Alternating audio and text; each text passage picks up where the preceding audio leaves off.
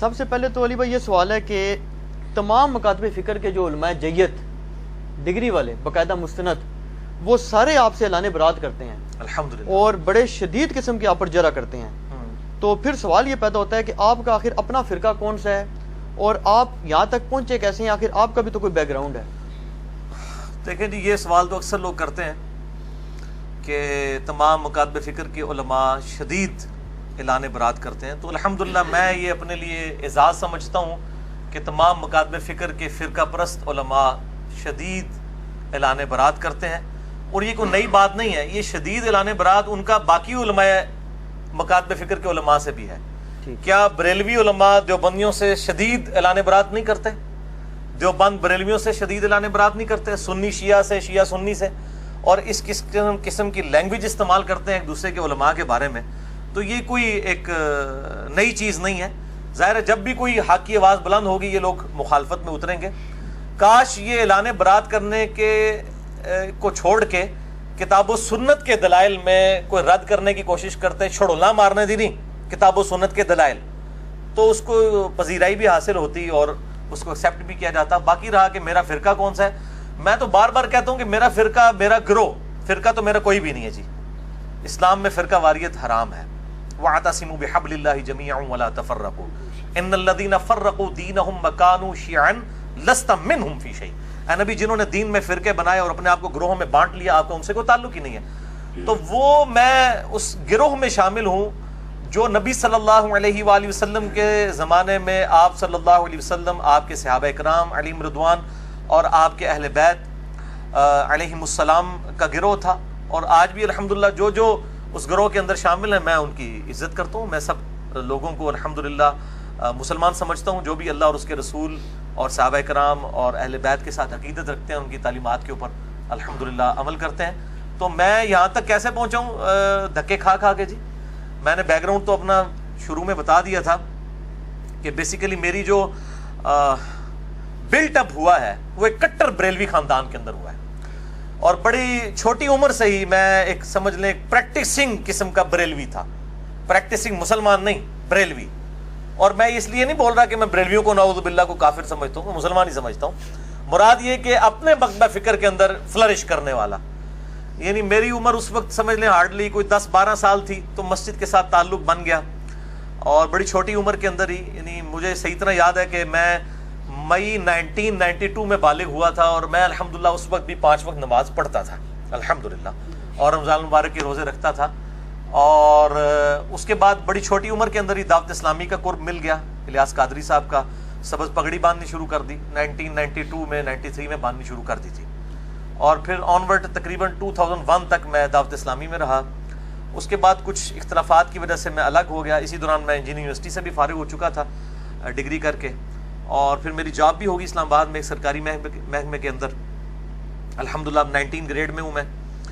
تو being mechanical engineer میری اس اعتبار سے تو ایکسپرٹیز تھیں، لیکن میں میٹرک لیول سے ہی کتابیں پڑھنے کا شوقین تھا. بہار شریعت میں نے 1994 میں پہلی دفعہ دلی سے چھپ کے آئی تھی. اس وقت مجھے یاد ہے میں نے 300 روپے کی خریدی تھی. تو اس وقت 300 روپے بڑی چیز تھی، نئی آئی تھی کمپیوٹر کمپوزنگ کے ساتھ. تو میں نے فقہ حنفی ساری کی ساری پڑھ لی. اور اس کے بعد تصوف کی وہ کتابیں جو صرف اہل تصوف صرف ان کا نام سنتے ہیں جی، رسالہ قشیریہ ہے، کوئی کیمیاء سعادت ہے، احیاء العلوم ہے، مکاشفۃ القلوب ہے، کیمیاء سعادت ہے، منہاج العابدین ہے، غنیۃ الطالبین ہے، عوارف المعارف ہے. یہ وہ کتابیں ہیں جو میں نے ایف ایس سی لیول کے اوپر تصوف میں اپنی اس شوق کی وجہ سے پڑھ لی ہوئی تھی. اور 1996 میں جب میں ابھی سیکنڈ ایئر کا اسٹوڈنٹ تھا انجینئرنگ یونیورسٹی میں، کٹر قسم کا صوفی بن چکا ہوا تھا. سبز پگڑی بھی باندھتا تھا اور ایک پریکٹسنگ صوفی بھی، اور امام غزالی کو میں اپنا ایک آئیڈیل مرشد سمجھتا تھا. آج بھی میں کئی چیزوں میں ان کی قدر کرتا ہوں، جن میں اختلاف ہے وہ اپنی جگہ.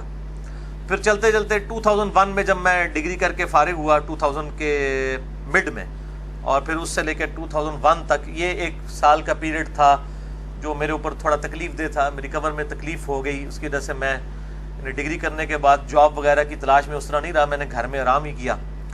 اس دوران مجھے غلام سعود سعیدی صاحب کا تعارف ہوا. شرح صحیح مسلم میں نے پڑھنی شروع کی، اور الحمدللہ اس کی وجہ سے میرا ذہن کھلا کہ بریلوی ہوتے ہوئے بھی آپ بریلوی علماء سے اختلاف کر سکتے ہیں. یہ غلام سو سعیدی صاحب کی ایک خصوصیت تھی اور میں نے ان کو بتائی بھی.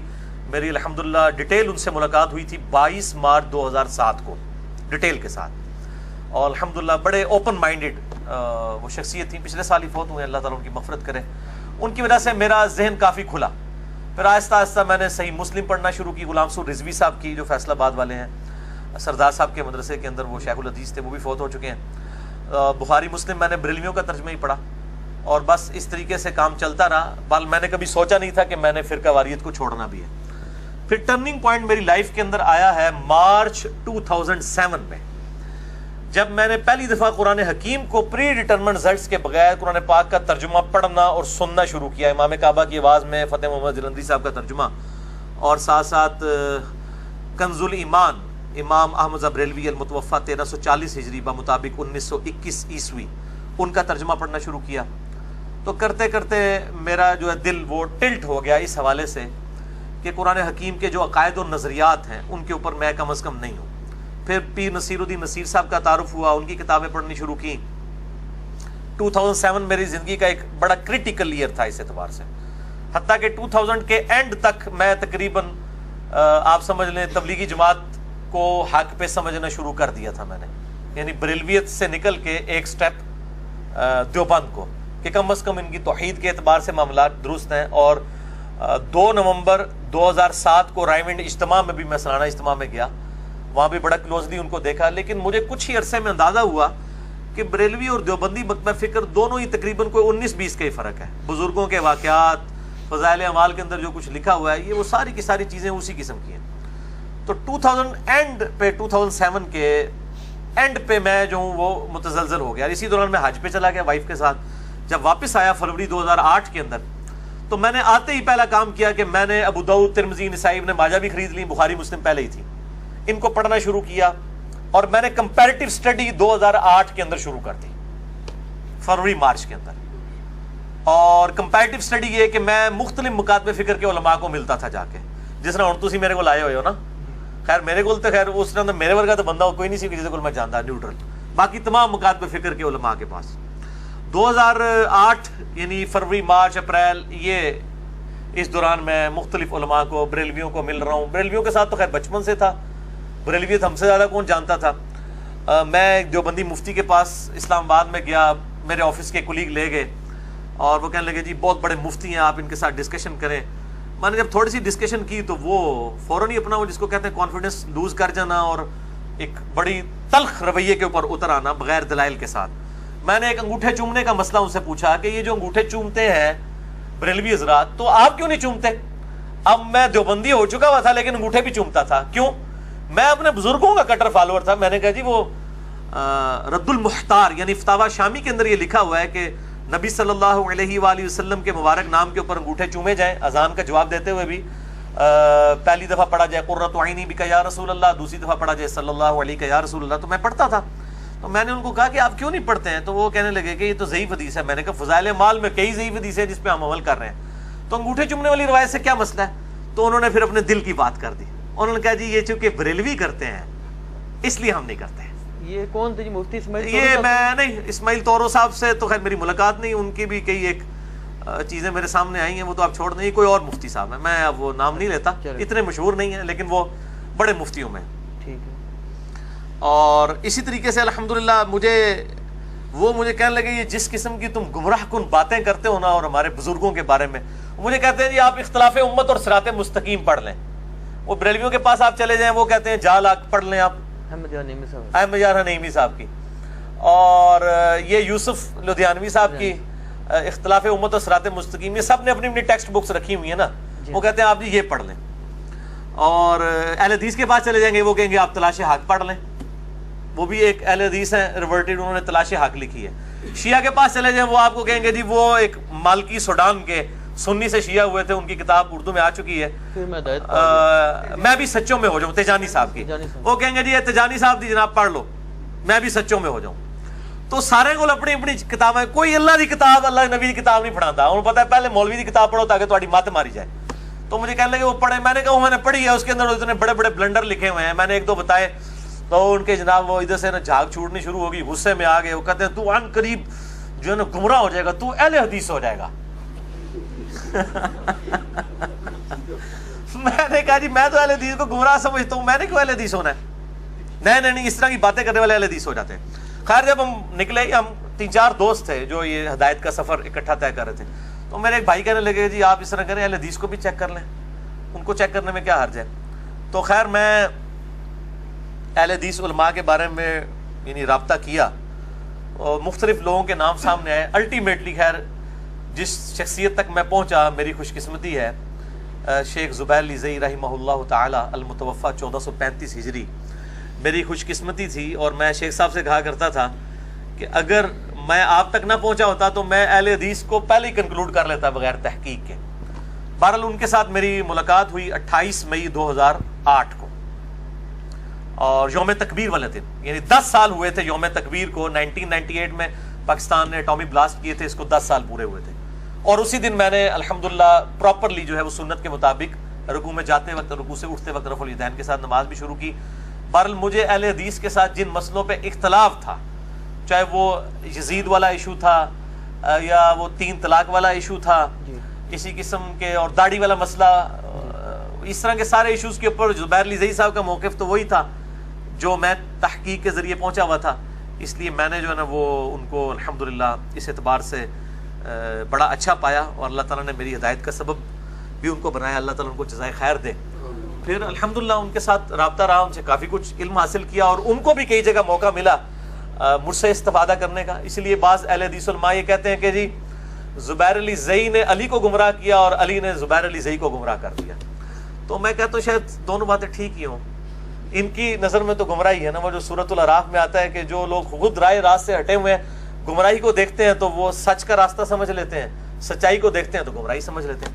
بہرحال شیخ زبیر صاحب کے ساتھ 2008 میں میرا یہ معاملہ رہا. اسی دوران مجھے ایک اہل تشیع عالم کا تعارف ہوا, ثاقب اکبر صاحب کا, بڑا نیوٹرل پرسنالٹی ہیں. اب اسی دوران جب میں اہل حدیث کے اندر آیا اور میں نے شیخ زبیر علی زئی صاحب کا انٹرویو ریکارڈ کیا 17 جون 2009 کو, جس میں نے اہل حدیث کی غلطیاں پوائنٹ آؤٹ کی شیخ زبیر صاحب کی زبانی, اور یہ میری ویڈیو منظر عام پہ آئی, لاکھوں لوگوں نے دیکھی ہے. اس کی وجہ سے اہل حدیث علماء شیخ زبیر صاحب کے بھی خلاف ہو گئے, میرے بھی خلاف ہو گئے.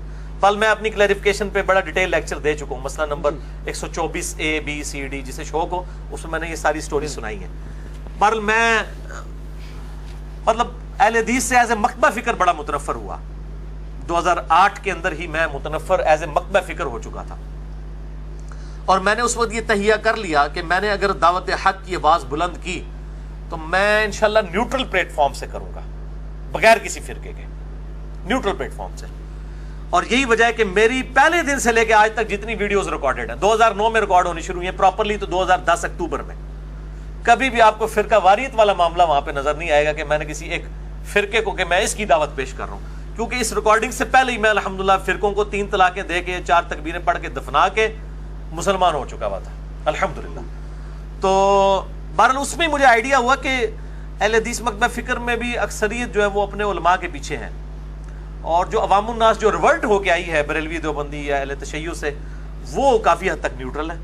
تو بہرحال میں آج بھی ببانگے دول کہتا ہوں کہ آج بھی مجھ سے کوئی پوچھتا ہے آپ نے سوال کیا تو میں الحمدللہ ببانگے دول کہتا ہوں کہ میں جتنے بھی مکاتبے فکر ہیں, اہل سنت کے آف شوٹس ہوں یا اہل تشیع کے آف شوٹس ہوں, حنفی شافعی مالکی حنبلی اثنا عشری ہوں, زیدیاں ہوں, اہل حدیث میں سب سے بہتر حق کے اہل حدیث کے منہج کو سمجھتا ہوں, مسلک اہل حدیث کو نہیں, منہج اہل حدیث کو, یعنی کتاب و سنت اور اجماع کو حجت ماننا. باقی جو اختلاف رائے ہے وہ اپنی جگہ رہتا ہے, ان سے صحیح الاسناد حدیث کی روشنی میں. بہرحال میں لیکن باقیوں کی میں تکفیر نہیں کرتا, باقیوں پہ کفر و شرک کے فتوے نہیں لگاتا, گستاخ رسول کے فتوے نہیں لگاتا.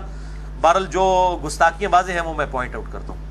2008 کے اندر ہی پھر میں نے اہل تشیع کے ایک نیوٹرل عالم جنہوں نے وہ کتاب پاکستان کے دینی مسالک لکھی ہے, ثاقب اکبر صاحب کو جانتے ہیں,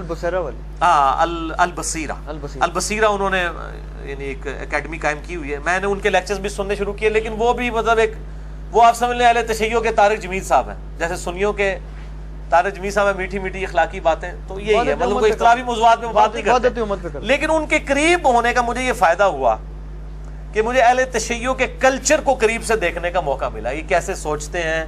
ان کے ساتھ چونکہ سارے بڑے بڑے علماء رابطے میں ہوتے تھے, بلکہ اہل سنت کے بھی بڑے بڑے علماء, یہ جو ملی یکجہتی کونسل ہے جب قاضی حسین صاحب اس کو سمجھ لیں لیڈ کر رہے تھے, اس زمانے سے وہ ان کے ساتھ ہیں, تو وہ کافی نیوٹرل ماشاءاللہ پرسنالٹی ہے ان کی, اب بھی ان سے رابطہ ہے, اور وہ موحد ہیں, توحید کا عقیدہ ان کا بڑا راسخ ہے.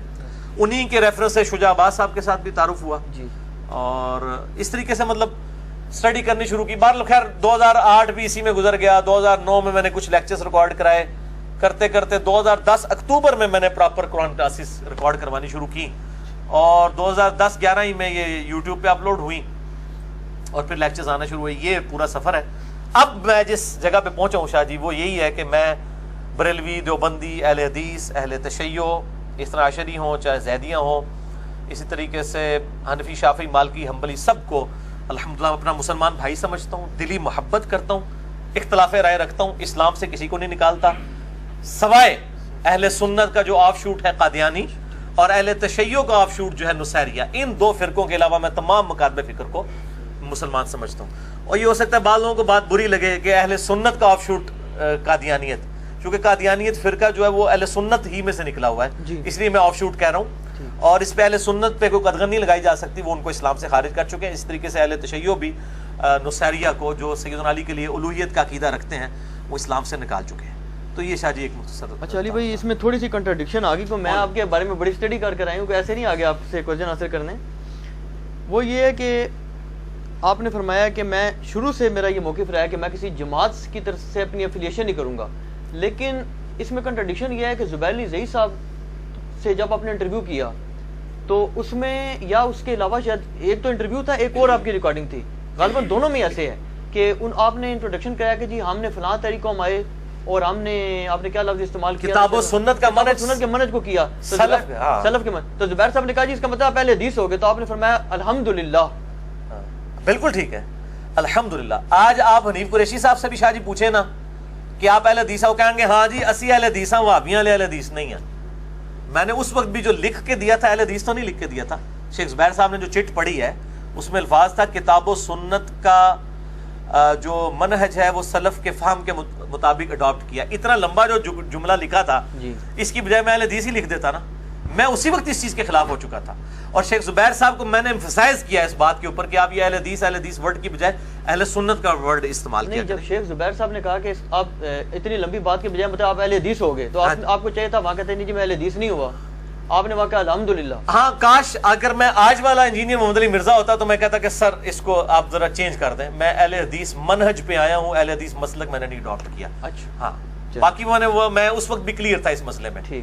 اتنا لمبا چوڑا جو مجھے لکھنا پڑا وہ اسی وجہ سے کہ میں کلیئر تھا اس موقف میں کہ یہ کام نہیں کرنا چاہیے. اور وہ جو الحمدللہ میں نے کہا ہے, میں آج بھی کہتا ہوں الحمدللہ میں اہل حدیث بھی ہوں, الحمدللہ میں اہل سنت بھی ہوں, میں الحمدللہ عمار ابن یاسر والا اہل تشیع بھی ہوں, الحمدللہ میں سب کچھ ہوں.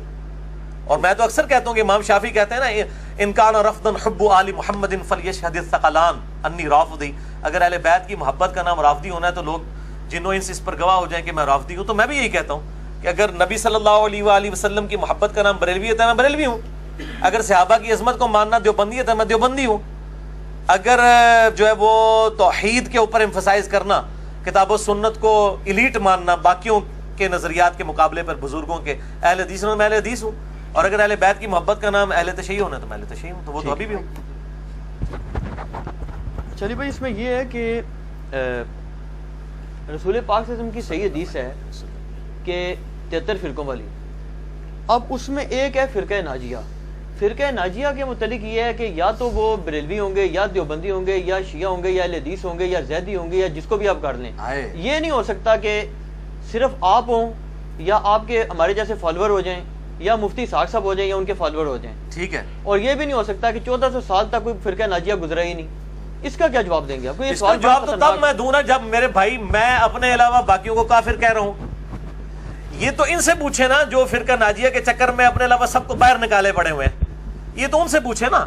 میں تو الحمدللہ فرقہ ناجیہ اس اعتبار سے ان سب لوگوں کو سمجھتا ہوں جو اپنے آپ کو مسلمان سمجھتے ہیں اور وہ خود اپنے آپ کو کافر نہیں کہتے ہیں, اسلام سے نکالنا نہیں چاہ رہے ہیں, کتاب و سنت کی تعلیمات کو لے کے چل رہے ہیں, چاہے وہ کسی بھی مکتب فکر سے ہیں. ہم کب کہہ رہے ہیں کہ ہمارے سے پہلے سارے کافر گزرے ہیں؟ ہم تو ساروں کو, ہمارا تو جھگڑا یہ ہے کہ باقی جو فرقہ ناجی ہیں یہ پہلے خود, تو میں ان سے اکثر کہتا ہوں کہ آپ پہلے آپس میں میچ کو کھیلیں, آپ میں سے جو فائنل جیت دے اس کا میچ بھی میرے ساتھ ڈلوا لیں. کیا بریلوی دیوبندی اہل حدیث شیعہ اور باقی مکاتب فکر یہ آپس میں میچ کھیل کے کوئی ایک ناجیہ فرقہ ڈیفائن کر چکے ہیں؟ وہ اپنے علاوہ سب کوئی کافر سمجھتے ہیں, سب کوئی گستاخ رسول مشرک سمجھتے ہیں اور دوست کی فرقہ سمجھتے ہیں. وہ تو دوسروں کو جب دوست کی فرقہ کہہ رہے ہیں تو اب مجھ سے کو ڈیمانڈ کر رہے ہیں, وہ تو آپس میں ایک دوسرے کو دوست کی کہہ رہے ہیں, پہلے آپس میں فیصلہ کر لیں. میں تو انسانوں کو انشاءاللہ تعالی جنتی مانتا ہوں اس حوالے سے کہ ان میں جو جو صحیح لوگ ہیں انشاءاللہ جنت تک جائیں گے, اور جو جو لوگ فرقہ واریت پھیلا رہے ہیں انشاءاللہ تعالی ان کی پھینٹی لگے گی. باقی جو 73 فرقوں والی حدیث اتنا آسان نہیں ہے اس کو فٹ کرنا, خود ان لوگوں نے ایک دوسرے کے اوپر فٹ کیا, اور پھر حنفی شافعی مالکی حنبلی اختلافات کو یہ فروئی کہتے ہیں. دوسری جانب تو انہوں نے خانہ کعبے میں 4 مسلے ڈالے ہوئے تھے. اگر یہ فروئی اختلافات تھے تو امام لادا کیوں تھے, ایک دوسرے کے پیچھے نماز کیوں نہیں پڑھتے تھے؟ اگر سنی مانتے تھے سب آپس میں تو یہ 4 انہوں نے اماموں کے نام کے اوپر مسلے کیوں کھڑے کیے ہوئے تھے؟ اور فقہ کی کتابوں میں آپ جائیں تو فقہ حنفی کتابوں میں یہاں تک لکھا ہے کہ اگر کوئی شافعیہ عورت بیاہ کے اپنے گھر لائے تو ایسا ہی ہے جیسے کوئی یہودیہ بیاہ کے لائے. فتاوی المگیریہ کے اندر باقی کتابوں کے اندر یہ ریفرنسز موجود ہیں. تو یہ بات ہی کرتے ہیں صرف, باقی ایک دوسرے کو پکا گناہ سمجھتے ہیں. یہ تو آپ نے میری بات کی پھر تصدیق کر دی نا. ان کا تو موقف ہے بالکل کلیئر. مثلا ان کا موقف یہ جی ہمارا یہ گروہ ہے, یہ ہمارے علماء ہیں, ہم حق پر ہیں, ہم فرقہ ناجیہ, باقی سارے جنمی ہیں. آپ کا وہ حساب ہے کہ وہ ہمیں کہتے ہیں جی کہ ادھر کی اینٹ ادھر کا روڑا بان متی نے کنبا جوڑا, کہ جناب یہ شیعوں سے لے لیا, یہ دیوبندیوں سے لے لیا, یہ بریلویوں سے لے لیا. وہ کہتے ہیں یہ فکر کبھی دنیا میں رہی آج تک؟ جی بریلوی دیوبندی اہل حدیث شیعہ سے ہم نے کب کوئی چیز لی ہے؟ ہم تو اہل سنت کی مین سٹریم کی کتابوں سے چیزیں لے رہے ہیں. اگر امام بخاری امام مسلم کی کتابوں سے ہم کو ریفرنس آپ کو پیش کرتے ہیں تو یہ اگر آپ اس روڑے کو آپ سمجھتے ہیں کہ یہ کوئی رانگ نمبر ہے تو آپ امام بخاری امام مسلم کو رانگ نمبر کہیں نا, مجھے تو نہ کہیں. ہم تو اسی لیے کہتے ہیں پھر یہ ٹنی ہے. انہوں نے اپنی اپنی مطلب کی بخاری مسلم لی ہوئی تھی, ہم نے ساری کمبائنڈ فارم میں ایک جگہ کر دی ہے. اگر میری کوئی ذاتی کتاب ہوتی, میں اپنی سند کوئی پہنچا رہا ہوتا نبی علیہ السلام تک, تو آپ ضرور اعتراض کرتے. میں تو ہمیشہ بخاری مسلم کے ریفرنسز دے رہا ہوں. اب آپ اپنے بزرگوں کو روئیں جنہوں نے آپ کو ادھورا دین دیا تھا, آدھی باتیں بتائی تھیں آپ کو بخاری مسلم سے, آدھی باتیں چھوڑ دی ہوئی تھی, میں نے وہ ساری لا کے پبلک کے سامنے رکھ دی ہیں. اصل سننی ہے میں, وہاں تو بزرگ بھی ٹننی تو تسی بھی ٹننی, پھر تو میں ہی کہوں گا نا. اگر میری کتابیں اپنی ہوتی, سنیوں والی کتابیں نہ ہوتی, آپ کا اعتراض بالکل جینون تھا کہ جس نے گھر بیٹھ کے باتیں بنائی ہیں. اگر بخاری مسلم میں انٹرنیشنل نمبرنگ میرے علاوہ کوئی بندہ نہیں بتاتا کہ آپ کاؤنٹر چیک کر سکیں, کوڑ مار کے ٹوٹ جاندے ہیں ویڈیو دے اندر. میں انٹرنیشنل نمبرنگ بتاتا ہوں, لوگ کاؤنٹر چیک کرتے ہیں اور وہ نکلتی ہے. تو اگر میں نے یہ حدیثیں نکال کے پبلک کو بتائی ہیں تو یہ حدیثیں میں نے گھر تو نہیں لکھی ہیں, بخاری مسلم میں پہلے تھی. آپ اپنے بزرگوں کو روئیں, ان کے ساتھ جا کے آپ وہ جس نے پریس کلب کے باہر احتجاج کریں اپنے بزرگوں کے خلاف کہ جی ہم نے تو آپ انجینئر صاحب کو اپنا بزرگ مان لیا, کیونکہ آپ نے تو بخاری مسلم میں حدیثیں ہم تک چھپائی ہوئی تھی. آپ نے تو ہمیں بتایا نہیں تھا بخاری میں حدیث ہے 2812 کہ عمار کو ایک باغی جماعت قتل کرے گی, عمار ان کو جنت کی طرف بلائے گا اور وہ جماعت دوزخ کی طرف بلائے گی. آپ تو یہ حدیث چھپاتے نہیں, یہ تو علی نے نکالی ہے. تو میری اگر کتابیں جس دن شادی الگ ہوئی نا, اس دن میرے پر اعتراض بنے گا. جب میری کتابیں وہی ہیں جن کتابوں کو آپ بھی مانتے ہیں تو پھر میرے پہ تو اعتراض ہی کوئی نہیں ہے. باقی پرانے بزرگوں کی کیا بات ہے, وہ اللہ تعالیٰ کے پاس جا چکے, وہ اپنے اعمال کا حساب کتاب خود دیں گے, ہم ان کی کوئی تکفیر نہیں کرتے ہیں. اور باقی پریکٹیکلی تو حنفی بھی کئی معاملات کے اندر بزرگوں کے فتوے چھوڑ چکے ہیں. مدینہ کو کیا امام حنیفہ رحمہ اللہ حرم مانتے تھے؟ نہیں مانتے تھے. ابھی شوال کے 6 روزوں کے اوپر بھی میرا انشاءاللہ لیکچر آئے گا. تمام فقہ حنفی کتابوں میں تواتر سے نقل ہوا ہے کہ امام شافعی, امام ابو حنیفہ رحمہ اللہ تعالیٰ ان کو 6 روزوں کو مکروہ سمجھتے تھے. امام مالک بھی, امام مالک کی تو الموطا امام مالک میں لکھا ہوا ہے, لیکن آج ہمارے پاس حدیثیں موجود ہیں تو یہ اختلاف رائے کرتے ہیں نا. مفقود الشوہر جو ہے, مفقود الشوہر عورت جس کا شوہر گم جائے, ایسی عورت وہ 4 سال تک انتظار کرے گی. یہ امام مالک کا فتویٰ ہے. امام حنیفہ کا فتویٰ ہے کہ 90 سال تک انتظار کرے گی, یا اس کے خامند کے ہم عمر سارے لوگ فوت ہو جائیں. تو کیا حنفی 90 سال والا فتویٰ یہ اپنی پبلک کو بتا سکتے ہیں؟ فتویٰ تو امام مالک کے فتوے کے اوپر دے رہے ہیں. تو یہ ادھر کی اینٹ ادھر کا روڑا تو یہ خود بھی لگا رہے ہیں. ہم تو دلائل کے اوپر بات کرتے ہیں. پہلے سب سے پہلے ہمارے عقائد بتائیں کہ ہمارا کون سا عقیدہ کتاب و سنت کے خلاف ہے. کتاب و سنت کے, بزرگ بابوں کے نہیں, ان کا ہم کوئی ذمہ دار نہیں. کیوں؟ یہ آپس میں بھی ایک دوسروں کے بزرگوں کو نہیں مانتے. امام ابو حنیفہ رحمہ اللہ تعالیٰ کا نام تحقیر کے ساتھ لیا کرتے تھے احمد بن حنبل. ایلو لے جو میرے کو ریکارڈنگ گلا سنیے. مسند احمد میں موجود ہے, اپنے بیٹے سے حدیث بیان کر رہے ہیں اور کہتے ہیں وہ ابو فلانا کہتا تھا, ابو حنیفہ بھی نام نہیں لیا. تو پھر بیٹے نے مجھے کینوں فلانا کہتے پہ, فلانا جسے پنجابی فلانا ٹینگا کہہ دینے نا, انہوں نے کہا میں ابو حنیفہ کو کہہ رہا ہوں. اس طرح تحقیر کے ساتھ یہ نام لیتے تھے. بالکل جھوٹی باتیں کرتے ہیں کہ جی وہ ان کی قبر پہ جاتے تھے رفع دین چھوڑ دیتے تھے, ان کی قبر پہ جاتے رفع دین کرتے تھے. بالکل جھوٹ مالتے ہیں, بالکل جھوٹ بولتے ہیں, ایک دوسرے کے اوپر اتنی جرح کرتے ہیں. میں جرا کے اوپر پورے لیکچر دے سکتا ہوں کہ انہوں نے ایک دوسرے کو پوڑ کے رکھا ہوا ہے. تو پھر یہ جب آپس میں ایک دوسرے کے ساتھ یہ کچھ کرتے رہے ہیں تو ہم سے کوئی ایکسپیکٹ کرتے ہیں؟ ہم بھی اختلاف رائے کرتے ہیں. میں امام حنیفہ، امام شافعی، امام احمد حنبل، امام مالک کے قدموں کی خاک بھی نہیں ہوں، لیکن نبی صلی اللہ علیہ وآلہ وسلم کے ٹائٹل پہ ان کو فائز نہیں کر سکتا. جی اچھا جی، علی بھائی آپ نے یہ ذکر کیا جو امام شافعی کا قول ہے، یہ جو اشعار ہے، یہ پبلک سوال نہیں ہے. میں سمجھ گیا ہوں آپ کی بات. ہاں، اس کو چھوڑ دیں آپ. یہ پبلک سوال نہیں ہے. اچھا، ہاں، یہ تواتر کے ساتھ نقل ہوئی نہیں چیز. ہاں چھوڑ بالکل دیں اس کو. بالکل. اور دوسرا یہ کویسچن ہے کہ جو جتنے بھی فرقے ہیں، جس طرح سے علی نقوی بھائی نے یہ کہا کہ وہ اپنے آپ کو فرقہ ناجیہ سمجھ کے پروموٹ کرتے ہیں پبلک میں بھی جتنے بھی ہیں، تو ایک بندہ جو جس طرح سے آپ نے تحقیق کی اور آپ ایک پبلک لیول تک پہنچے، تو ایک بندہ جو اپنے گھر میں بیٹھ کے کر رہا ہے وہ بالکل ڈسٹنگوشڈ ہے، تو کیا وہ فرقہ ناجیہ میں شمار کیا جائے گا؟ کیوں نہیں شمار کیا جائے گا میرے بھائی؟ اگر وہ قرآن حکیم پڑھتا ہے، خواہ اپنے مکتبہ فکر کا پڑھ لے، بریلوی ہے تو بریلویوں کا پڑھ لے، دیوبندی ہے دیوبندیوں کا پڑھ لے، شیعہ ہے شیعوں کا پڑھ لے، اہل حدیث ہے اہل حدیثوں کا پڑھ لے، اس کے بعد اپنے عقیدوں کو ان کے مطابق کر لے، تو وہ فرقہ ناجیہ میں شامل ہے. اگر یعنی قرآن کا پہلا صفحہ کہہ رہا ہے ایاک نعبد و ایاک نستعین، اس کا ترجمہ بریلویوں نے بھی وہی کیا ہے، اہل حدیث نے بھی وہی کیا ہے، دیوبند نے بھی وہی کیا ہے. کسی نے شیطان سے مدد نہیں مانگی ہوئی ہے، نہ کسی نے اس میں ترجمے میں لکھا ہے کہ ہم یا علی مدد یا شیخ عبد القادر جیلانی مدد بھی کہتے ہیں. تو سب کے سب مان ہی رہے ہیں نا، تو اس کے اوپر عمل کریں، اس میں کوئی مسئلہ نہیں ہے. لیکن وہ ترجمہ اپنا پڑھیں. اور یہ جو کہتے ہیں نا جی وہ ترجمے اپنے اپنے لوگوں نے کیا، ہم کہتے ہیں آپ اپنا ہی پڑھ لیں، چھوڑ دیں باقی. جی شاہ جی. اچھا علی بھائی، ایک سیدھا سا جواب دینا ہے اپنے بات کا، کوئی لمبی چوڑی سوال نہیں ہے. ہمیں بھی لوگ ایسی بات کرتے ہیں پھر چپ ہو جاتے ہیں ہم. آپ یہ بتائیں کہ آپ مجتہد ہیں یا نہیں ہیں؟ شاہ جی تسی میرے وکیل کیوں بنے ہوئے ہو؟ مجھے یہ نہیں سمجھ نہیں، آج تو آپ عدالت میں ہیں نا، پھر عوام کی عدالت میں. ٹھیک ہے ٹھیک ہے، عوام کی عدالت میں آپ مجتہد ہیں یا نہیں؟ ادھر لگا رہے ہیں، آپ کی بات بہت زیادہ اونچی ہو جائے گی. اوپر والے پورشن میں اوپر لگائیں ادھر. لیکن آپ جو بات چیت کر رہے ہیں یہ سارا اجتہاد ہے. جی ہاں، دیکھیں اگر میں نے کوئی تنظیم کھڑا کی ہے، کوئی فرقہ کھڑا کیا ہے، میں کوئی چندہ باکس آپ کے حوالے کر رہا ہوں یا آپ کو چندے کی کوئی میں لسٹ دے رہا ہوں کہ آپ میرے نام کے اوپر یہ چیزیں اکٹھی کریں، پھر تو آپ ضرور کریں. ہم کب کہہ رہے ہیں کہ آپ ہمیں فالو کریں؟ ہم تو مسلمانوں کی مسجد میں ہی نماز پڑھتے ہیں. میری 2 نمازیں جو ہیں بریلویوں کی مسجد میں، دیوبندیوں کی مسجد میں ہوتی ہیں جو میرے گھر کے قریب ہے، اور 3 نمازیں میری اہل حدیث کی مسجد میں ہوتی ہیں، کبھی بریلویوں کی مسجد میں بھی ہو جاتی ہے. تو مختلف، میں شیعہ کی مسجد میں بھی چلا جاتا ہوں کبھی کبھار مجھے موقع ملے. تو میں تو سارے مسلمانوں کی مسجدوں میں ان کے اماموں کے پیچھے نماز پڑھ رہا ہوں. تو مجھے کس چیز کا میرے پر غصہ نکالا جا رہا ہے کہ جی آپ مجتہد ہیں، یہ ہیں وہ ہیں؟ ہم بھائی ادنا سے ایک دین کے خادم ہیں. ہم یہ چاہتے ہیں کہ جو یہ سوئی ہوئی عوام ہے جو اپنے علماء کی تحقیقات سے ہی ناواقف ہے، اپنے علماء کی تحقیقی وہ پڑھ لے.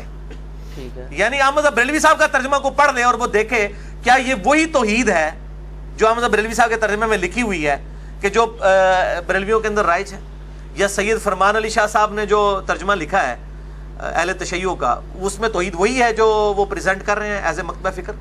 تو ہم کبھی یہ دعویٰ نہیں کرتے ہم مجتہد ہیں. ہم تو دین کے، میں وہ غامدی سے والی بات کروں گا کہ ہم طالب علم ہیں، دین کے طالب علم ہیں. ماں کی گود سے لے کے قبر تک انسان سیکھتا رہتا ہے. تو ہم تو لوگوں کو ایجوکیٹ کر رہے ہیں کہ علماء کو ہی پڑھیں، علماء کی تحقیقات کو پڑھیں. میں نے کبھی آج تک کسی کو اپنا قرآن کا ترجمہ دیا ہے بخاری مسلم کا جی یہ میرا ترجمہ ہے؟ ہم تو ہمیشہ ریفر کرتے ہیں کہ علماء کی تحقیقات سے فائدہ اٹھائیں اور فیصلہ کریں کون حق پہ. نہیں، میں گزارش جو کر رہا ہوں نا وہ یہ ہے کہ سوال یہ ہوتا ہے کہ آپ جو باتیں کرتے ہیں یہ اجتہادی امور ہے نا، یعنی اجتہادی امور ہے نا جن میں آپ اپنی رائے دیتے ہیں نا. ابھی آپ نے فرمایا کہ ڈاکٹر ذاکر نائک جو ہے اس میں نہیں کرتے، نعمان علی خان ہے چلو اچھا کرتے ہیں نہیں کرتے، یا فلاح علماء نہیں کرتے تو اچھی بات ہے نہیں کرتے، لیکن آپ تو کرتے ہیں، ہر مسئلے میں آپ یعنی بولتے ہیں. اب اس میں سوال یہ ہے کہ احمد یار نعیمی صاحب کا نے اپنی کتاب میں لکھا، آپ نے تو یاد کی ہوئی تھی، آپ جی میری بغل میں ہوتی تھی، وہ کہتے ہیں جی ایک صاحب تھے انہوں نے جناب اسی طرح دعوے کیے. میں نے جب ان سے پوچھا جی مجھے ناسخ و منسوخ بتائیں قرآن میں کدھر کدھر ہے، آپ بتا سکتے ہیں یا حدیث میں ناسخ و منسوخ کا علم آپ کے پاس ہے؟ نہیں. تو اس سے اینڈ رزلٹ کیا نکالنا چاہتے ہیں کہ امام حنیفہ کے مقلد ہو جائیں؟ نہیں، مطلب وہ یہ کہتے ہیں نا، کوکم نورانی صاحب سے وہ بول ٹی وی پر سوال ہوا، انہوں نے کہا جی آپ جاہل ہیں، انہوں نے کہا جی نہیں میں عالم، لیکن اس درجے کا میں عالم اپنے آپ کو نہیں مانتا، میں تقلید کرتا ہوں. تو آپ تقلید تو نہیں کرتے، آپ تو یہ دعوے اجتہاد کرتے ہیں. تو پھر آپ کے پاس یہ علوم اگر ٹیسٹ کیے جائیں، جی ہاں جی میں بتا دوں. میں الحمدللہ میرے پاس کئی علوم ایسے ہیں کہ جن کی آپ تقلید کر رہے ہیں وہ علوم ان کے پاس بھی نہیں تھے. کئی علوم ایسے بھی ہیں میرے پاس الحمدللہ. قرآن حکیم کی جو آیات سائنس کے ساتھ تعلق رکھتی ہیں وہ الحمدللہ ہمیں سائنس جو ہے وہ امام مالک، امام شافعی، امام احمد حنبل، امام مالک، امام حنیفہ سے زیادہ ہی آتی ہے الحمدللہ. یہ دعوے نہ آپ کریں. مسئلہ یہ ہے کہ کیا یہ جو دعوے کر رہے ہیں کہ آپ تقلید کریں، کوکب نورانی صاحب ہوں یا تقی عثمانی صاحب ہوں، تو یہ جو تقلید جن مسئلوں میں کر رہے ہیں اپنے بزرگوں کی، ان سے پوچھیں وہ تو مسئلے آج ابسلیٹ ہو چکے ہیں. آج کے دور کا مسئلہ ہے ویڈیو کیمرے کا مسئلہ. یہ بتائیں امام حنیفہ نے کہاں لکھا ہے میں تقلید کرنے کے لیے تیار ہوں؟ دکھائیں شاعری، آپ دکھا دیں. آج کے دور کا مسئلہ ہے انتقال خون کا مسئلہ، مجھے امام مالک کی کسی کتاب سے دکھائیں.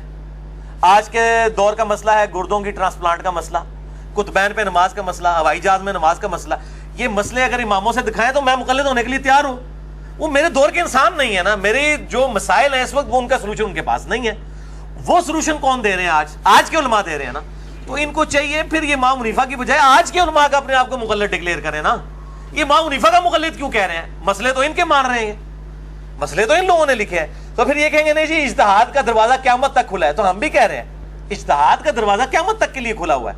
ٹھیک ہے، تو یہ آپس میں بھی اختلافات. ان سے پوچھیں کہ آپ امام حنیفہ سے بڑے عالم ہیں جو آپ نے ان کا وہ مفقود الشعور والا فتویٰ بدل کے 90 سال والا 4 سال کر دیا ہے.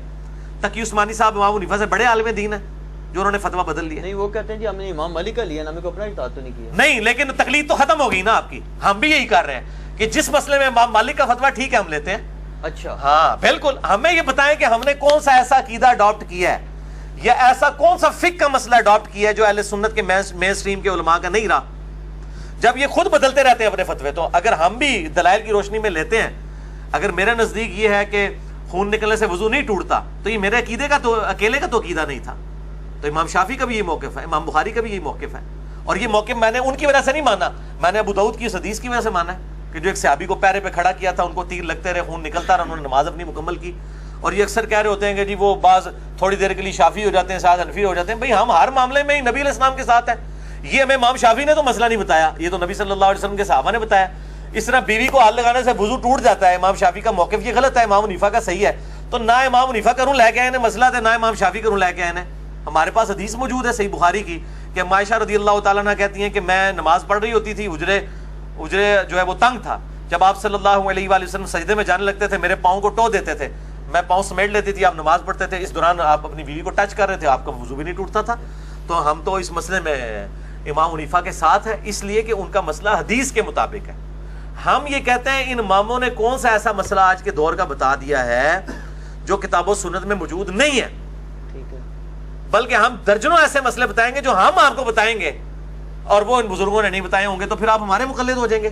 اجتہاد کا کوئی مسئلہ نہیں ہے. عقائد کے اوپر ہم الحمدللہ دلائل، اور عقائد پہ جو خود کہتے ہیں کہ ہم تقلید نہیں کرتے ہیں، کہتے ہیں نا. ہاں بالکل. اچھا، تو ان سے پوچھیں کہ عقائد میں امام حنیفہ کی تقلید کیوں نہیں کرتے؟ کیا امام حنیفہ بد عقیدہ تھے؟ نعوذ باللہ. اور ہے تھے، ان کے نزدیک تھے، ان کے عقائد ان سے نہیں ملتے تھے، اس لیے کہتے ہیں ہم مقلد نہیں ہیں. بھائی جس کے عقیدوں کے آپ مقلد نہیں ہیں اس کی فقہ کیوں لے کے چل رہے ہیں؟ جس کا عقیدہ ہی صحیح نہیں ہے آپ کے نزدیک تو آپ کی اس کی فقہ کیا لے کے چلیں؟ تو یا پھر آپ نے جو عقیدے جو لکھے ہیں اس کے اندر جال حق کے اندر مفتی احمد خان نعیمی صاحب نے، یا جو وہ ہے کتاب ان کی اختلاف امت اور صراط مستقیم میں یوسف لدھیانوی صاحب نے جو دیوبند کے عقائد لکھے ہیں، یہ ذرا امام حنیفہ سے ثابت کریں کہ امام حنیفہ قبروں سے جائز طریقے سے فیض لینے کے قائل تھے. المہند المفند میں جو شیخ خلیل سہارنپوری نے لکھا ہے، تو دکھائیں یہ عقائد ان سے کہیں ثابت نہیں ہے. بلکہ وہ کہتے ہیں ہم تو عقائد میں ابو منصور ماتریدی اور ابو الحسن الاشعری کے پیروکار ہیں. یہ المہند کے مقدمے میں انہوں نے لکھا ہے، ان کے ہم عقائد میں ان کے پیروکار ہیں اور فروع میں ان کے ہیں. فروع میں ہاں ٹھیک. تو ان کو تو خود ہی نہیں کلیئر ہو رہا کہ اسی کس ٹائم اسی الحمدللہ عقائد اور فروع دوئے امام اعظم محمد رسول اللہ صلی اللہ علیہ وآلہ وسلم دے پیروکار ہیں. اچھا، یہ جو آپ کے سامنے احادیث کی کتب پڑھی ہوئی ہیں، جی جی، اگر یہ ساری کتب میرے جیسا ایک شخص پڑھ لے یا یہ سعید بھائی پڑھ لیں اور کیا جی سے یہ مسئلہ سمجھ آ رہا ہے، تو کیا یہ بات کافی ہے یا ہمیں یہ بھی بتانا پڑے گا یار اس سے سلف نے یہ فہم لیا تھا؟ آپ کا اس میں کیا موقف ہے؟ سلف کے فہم کو آپ مانتے ہیں یا نہیں مانتے؟ جی سلف کے فہم کو مانتے ہیں. اگر سلف کے فہم سے مراد یہ ہے کہ سلف آپ کو بتا رہے ہوں کہ یہ حدیث لکھی ہوئی ہے، اس حدیث کا مطلب یہ ہے. ٹھیک ہے. اگر سلف یہ کہہ رہا ہو حدیث پڑھنی نہیں چاہیے، یہ حدیث بیان نہیں کرنی چاہیے، تو پھر ہم کہیں گے کہ ایسے سلف کے ختنے چیک کرنے چاہیے کہ وہ مسلمان بھی ہے کہ نہیں. کہ جو نبی صلی اللہ علیہ وآلہ وسلم کی حدیث کے بارے میں یہ کہتا ہے کہ یہ حدیث بیان نہیں کرنی چاہیے، وہ یہ بتانا چاہ رہا ہے کہ نبی علیہ السلام نے یہ جو حدیث بیان کی یہ بالکل غلط کیا اور امت کو نہیں بتانی چاہیے تھی، نعوذ باللہ من ذالک. تو وہ کتمان حق کی طرف ہمیں گائیڈ کر رہا ہے. تو میں تو پھر وہ ایک مہذب الفاظ استعمال کرتا ہوں کہ ایسے سلف کے پھر خطرے چیک کرنے چاہیے جو کہتا ہے کہ حضور کی بیان کردہ بات کو آگے بیان نہیں کرنا، تا وقت کہ وہ یہ ثابت نہ کر دے کہ اللہ کے نبی نے خود فرمایا ہو کہ یہ بات جو ہے یہ خاص اس کے لیے، اس کو آگے بیان نہیں کرنا، جیسا حذیفہ ابن یمان کو منافقین کے نام بتائے اور پھر منع فرما دیا کہ آگے نہیں بتانے۔ تو جو چیزیں آپ صلی اللہ علیہ وسلم نے دلائل النبوہ کے کانٹیکسٹ میں بیان کی ہیں آگے، اور وہ پبلک میں آگے ٹرانسفر ہوئی ہیں، وہ حدیثیں تو جو کہے گا بیان نہیں کرتا، تو پھر ہم سلف سے پہلے اس کا لائسنس چیک کریں گے کہ وہ مسلمان بھی ہے کہ نہیں، بغیر نام لیے خطرے چیک کریں گے اس کے۔ چلیں آپ نے یہ بات اب کی ہے نا، بڑی آپ نے سخت بات کی ہے، یہ بتائیں کہ مشاجرات صحابہ کو آپ ڈسکس کرتے ہیں اوپنلی، اور ہمارے جیسے جائے لوگوں کے سامنے اوپنلی ڈسکس کرتے ہیں، علماء کے حلقے میں نہیں کرتے۔ مانو پتہ ہے تو صحیح تھی آگے ٹکنا ہے۔ اچھا اب مجھے یہ آپ بتائیں کہ اس پہ سلف کا فارم کیا ہے؟ میں یہ کہتا ہوں، جی شاہ جی، مشاجرات صحابہ اگر تو مجھ سے پہلے دنیا میں ڈسکس ہی کبھی نہیں ہوئے، میں نے ہی پتھر پھینکا ہے پہلا آ کے، پھر تو اسی میرے گل پہ وہ نہیں بتائیں کس نے کی؟ سارے ڈسکس کرتے آ رہے ہیں، پوری دنیا میں ڈسکس ہو رہے ہیں۔ سنی شیعہ جب کنفلکٹ بن گیا جی تو پوری دنیا کے اندر جنگ جمل، صفین، نہروان تو ڈسکس ہوتی ہے، ہمارے کورسز کے اندر موجود ہے، تاریخ اٹھا کے دیکھیں، تاریخ کے کورسز کے اندر موجود ہے۔ اور المصنف ابن ابی شیبہ میں سلف ہی ہے نا، مصنف ابن ابی شیبہ نو سلف مندے ہو، امام ابن ابی شیبہ نو المتوفا 235 ہجری، امام بخاری امام مسلم کے استاد ہیں، صحیح مسلم میں 1500 حدیثیں اس سے ہیں۔ انہوں نے باقاعدہ باب باندھا ہے کتاب الجمل، جس میں باب باندھا ہے جمل پہ، نہروان پہ اور صفین کے اوپر چیپٹر سلف نے باندھے ہیں۔ تو مشاجرات صحابہ تو ڈسکس کیا، باقاعدہ چیپٹر بنا کے ڈسکس کیا۔ نہیں چیپٹر میں انہوں نے اوپر یہ چیپٹر بھی بنایا کہ جی حضرت علی حق پہ تھے یا حضرت امیر معاویہ، وہ حدیثیں لکھ دی ہیں نا جناب، حدیثیں لکھ دی ہیں۔ یہ حق پہ کیا نبی علیہ السلام خود بتا کے گئے ہیں، وہ تو آپ کے سرٹیفکیٹ کی ضرورت ہی نہیں ہے، آپ صلی اللہ علیہ وآلہ وسلم امت کو خود بتا کے گئے۔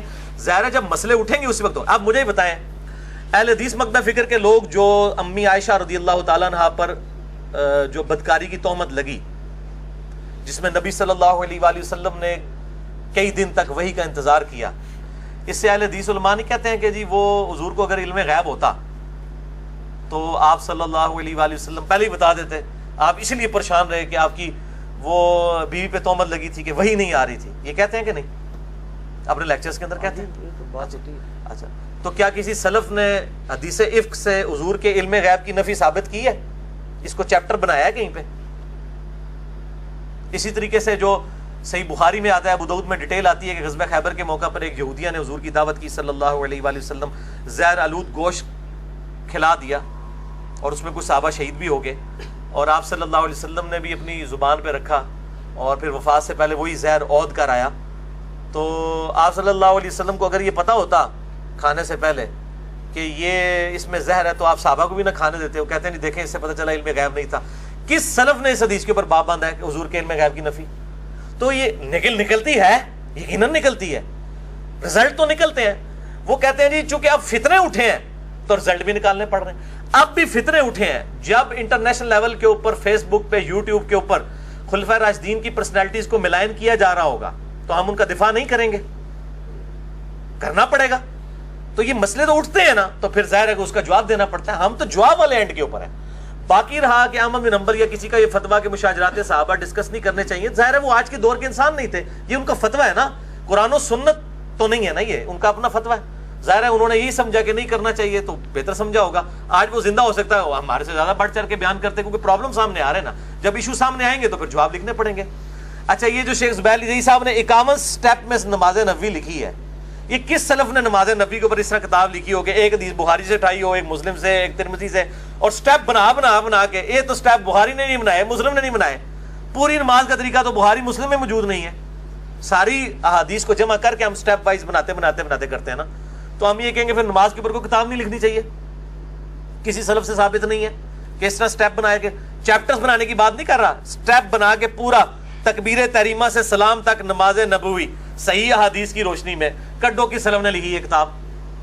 تو بھئی جب فتنے اٹھیں گے اسی وقت فتنوں کے جواب دینے کے لیے اللہ تعالیٰ اپنے بندوں کو مبعوث کرے گا۔ ٹھیک ہو، اگر ہم ان کے جواب کے اوپر احادیث سے ہٹ کے کوئی بات کر رہے ہیں تو آپ ہمیں ضرور پکڑیں۔ اگر آپ یہ کہیں گے حدیثیں ہیں بیان نہیں کرنی چاہیے، تو میں نے تو امام مسلم کا فارم لکھ دیا ہے، ذرا دکھاؤ نا جی ایٹم بم۔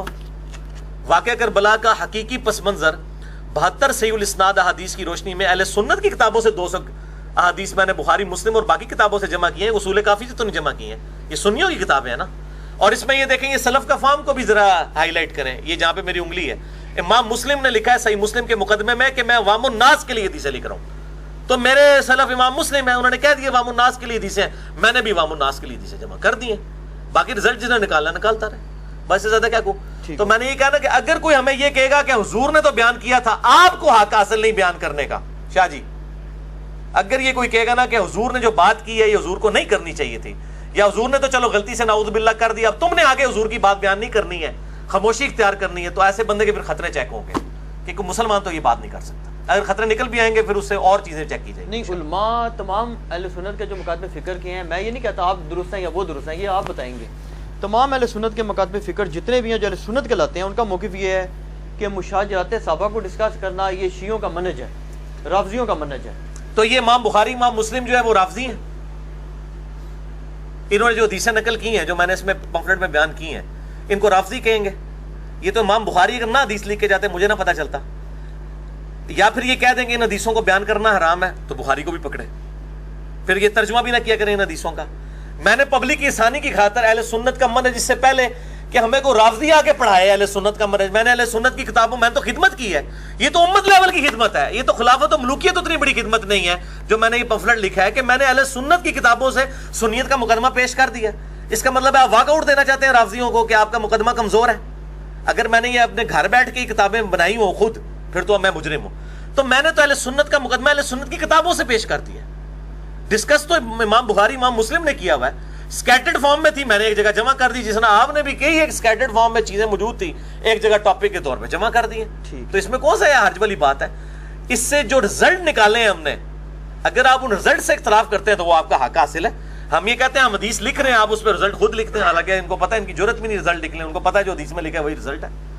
اچھا, اور میں یہ کلیئر کر دوں کہ میں تمام صحابہ اکرام رضوان کی عزت کرتا ہوں اس حوالے سے کہ میں ان کو حضور کی صحبت کی وجہ سے رضی اللہ تعالیٰ عنہ کہتا ہوں, حتیٰ کہ حضرت معاویہ, حضرت عمر بن عاص, حضرت بصر بن ابی ارطا اور حضرت مغیرہ ابن شعبہ رضی اللہ عنہم اجمعین, میں سب کو صحابی مانتا ہوں الحمدللہ ڈنکے کی چوٹ پہ, اور ہر لیکچر میں یہ کہتا ہوں. لیکن اس صحابیت کی بنیاد پہ جو کچھ امت کے ساتھ انہوں نے کیا, اور نبی صلی اللہ علیہ وسلم نے پہلے ہی بتا دیا کہ یہ کچھ کریں گے بخاری مسلم کی حدیث کی روشنی میں, آن دا بہاف آف پروفٹ میں ان سے اختلاف رائے رکھتا ہوں. میری مجھ نہیں کسی نے پائی کھولی, میرے ذاتی کسی نال کوئی مسئلہ نہیں ہے. دین کے ساتھ جس نے معاملہ بگاڑا ہے, اور حضور خود کہہ کے گئے ہیں, اب مجھے بتائیں کوئی شخص اپنی بیوی کے بارے میں یہ اوپنلی بات کرے گا کہ میری بیوی یہ کام کرے گی, اور اللہ کے نبی نبی ہیں اور کہہ رہے ہیں کہ میری بیوی پہ حوض کے کتے بھونکیں گے, حدیث متواتر ہے, اما عائشہ پہ جب بھونکے تو ان کا میں واپس جاؤں گی, جمل کے لیے نہیں جاؤں گی. اللہ کے نبی صلی اللہ علیہ وآلہ وسلم نے سیدہ عائشہ کے بارے میں اتنی بڑی بات امت تک پہنچائی ہے, تو یہ دروازہ تو آپ نے کھولا نا, نعوذ باللہ. They are trying to teach their prophet صلی اللہ علیہ وآلہ وسلم. میرا خیال ہے کافی ہے.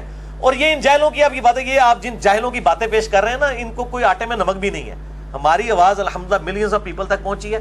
لوگ کہتے ہیں جی بڑی آپ کے خلاف کلپ دیکھتے ہیں, لیکن جب آپ کی کوئی بات سنتے ہیں, وہ جب کاؤنٹر چیک کرتے ہیں نکلتی ہے, باقی جتنی بات کرتے ہیں وہ نکلتی نہیں ہے. آپ بات نہیں. تو اس کو کنکلوڈ, اس کو چھوڑ دیں ادھر. میں نے 100 سوالات جو آپ سے 157 مسئلہ ریکارڈ کروائے, اس میں اس ایشو کے اوپر بول چکا ہوں, لہٰذا اس کو میرا خیال ہے ان چیزوں کو اسکپ کریں آپ.